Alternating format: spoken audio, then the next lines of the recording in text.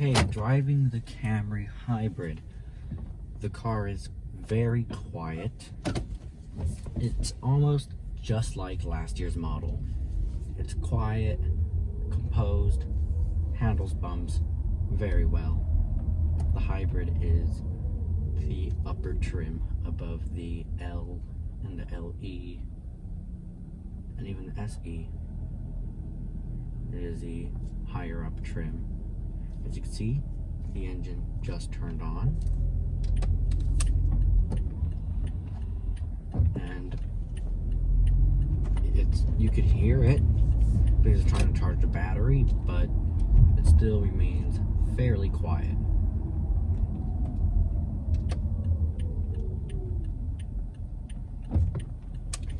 As you can see off to the side is the energy flow meter. This tells you what is powering what in the series parallel hybrid system. In front of me here, you can see I have the HSI, the hybrid system indicator, up over here, the Charge Eco power gauge, different from last year.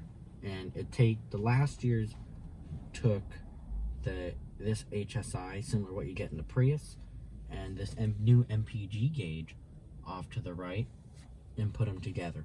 I actually preferred that because it was easier to read, but now after driving the Camry Hybrid, I am used to these two being separate, and sometimes it's really nice to have them two separate. And I'm getting 200 miles on each half tank, so 400 miles total, and that's with mainly city driving and more quicker driving. With the new Camry Hybrid and the old Camry Hybrid, you can sort of forget about avoiding jackrabbit starts. As you can see, I'm going to jump on the accelerator, get up to my cruising speed, and let off. To get the best gas mileage out of the Camry Hybrid, you want to effectively use pulse and glide. What that is, it's using the engine for as minimal time as possible. Now that I've slowed down below the speed limit, I'm going to jump back on the accelerator and let off the throttle.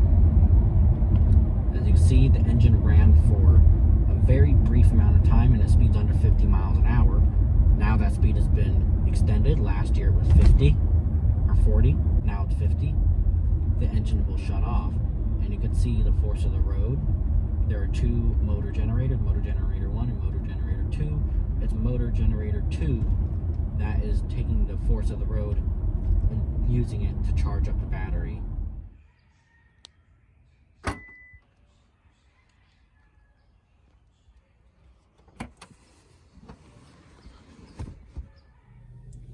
Now to talk about this display.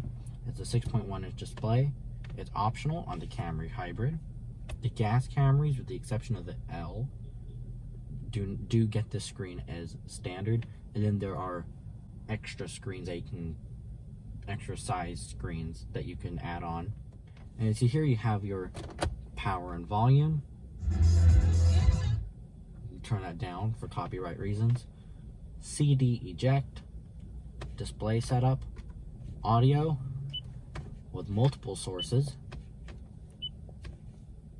track forward and backward, phone. You see my iPhone, it's hooked up to here and it works great.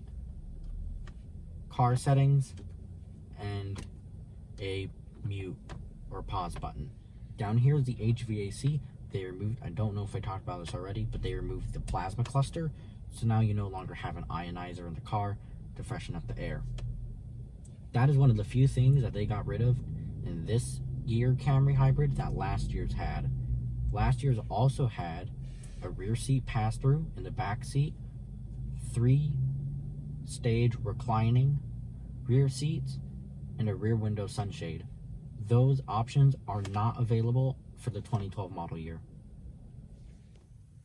For more videos coming up soon, I'm also reviewing currently the all-new 2012 Fiat 500 Pop. This one is with the 6-speed automatic. I'm not going to reveal too many details now, but you will see a review on that eventually. Hope you guys enjoyed.